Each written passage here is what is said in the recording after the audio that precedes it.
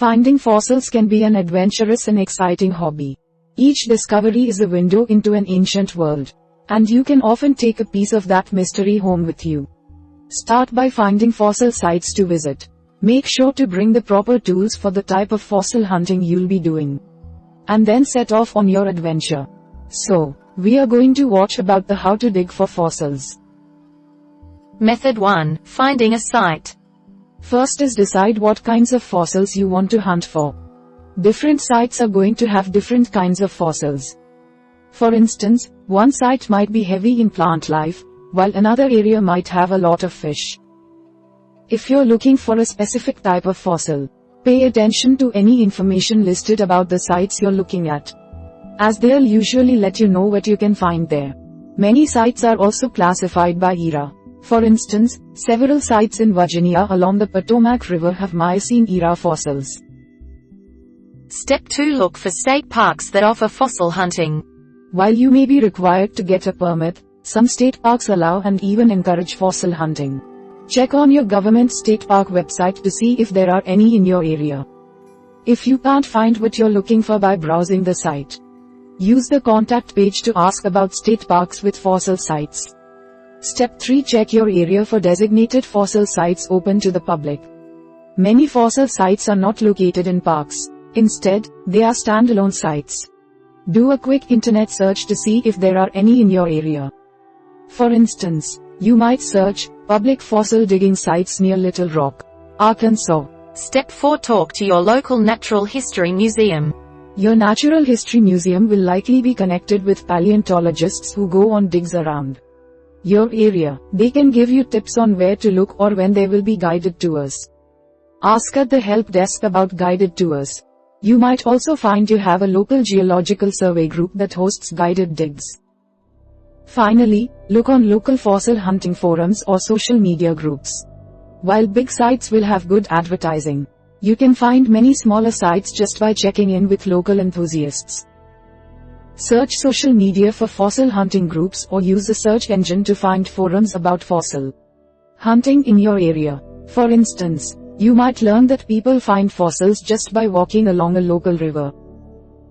Method 2. Visiting a site. First is bring supplies with you.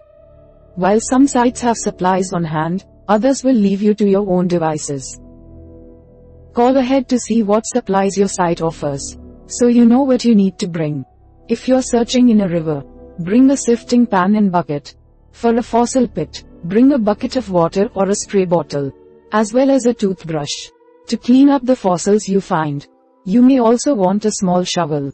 With shale sites, bring safety glasses and gloves, as well as a hammer and chisel if the site doesn't offer them. It's also good to have a vest or apron with pockets, snacks and water, sunscreen, an umbrella, and knee pads. Step 2. Pay the fee. Many maintained fossil sites charge a fee for you to dig there. Often, the fee is nominal, such as $5 USD a person.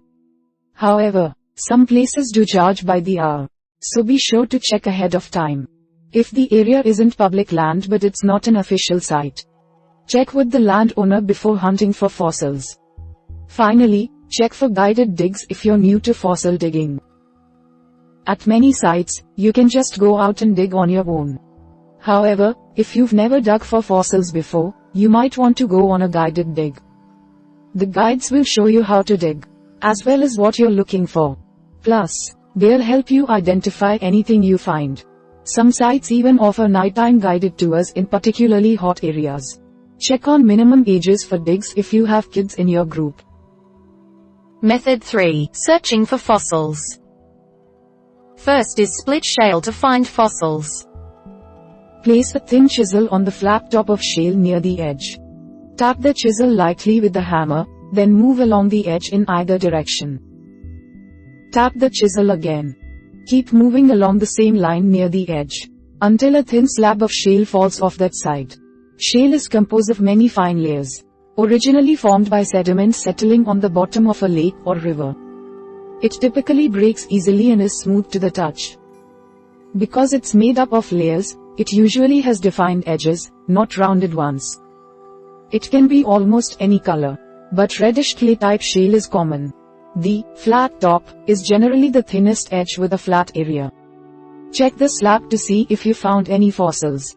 If you didn't find a fossil, keep working on the rock, breaking off thin slabs of shale each time. The thinner you can go, the better. Step 2. Sift through river sand to find fossils. Wade into the water, and scoop a handful or trowel full of river gravel into your sifter. Place the sifter under the water to rinse off the excess dirt. Sort through what's left over for fossils. Most fossils will be black and hard. Some will be shiny. Watch for anything that looks like it has a pattern or a shape. You can also use a colander to sift. Step 3. Unearth fossils by digging in clay and sand. Use a small shovel to gently break up the dirt. As you do, look for small fossils, which can be anywhere from the size of a corn kernel up to the size of a golf ball. Bones, mammals and reptiles can be much larger, of course. If you find a chunk you think might be a fossil, use some water to rinse it off. Most maintained sites will dig up or turn over big sections of earth that you can dig through with a small trowel. You can also rinse fossils off by the bucket. Take a small bucket of clay, and rinse it off in a river or with a hose. Pour out the mud over a colander or sift, letting the clay run through and leaving behind rocks and, possibly, fossils. Step 4. Document where you found the fossil. It's good practice to keep records of where you find fossils if you're out on your own. The easiest way to do that is to take a photograph. When taking the photo, use your finger to point out where you found the fossil, and take the photo from multiple angles. It's also good to write down the specific location, including the bed name if it has one. Put a label on the bottom of your fossil once you get home. Then reference that label in your notes. Keeping track of details like this can also help when trying to date the fossil. Finally, hand back any rare finds. While you'll likely be able to keep more common fossils, such as many fish and plant fossils, you may be asked to give up rare finds.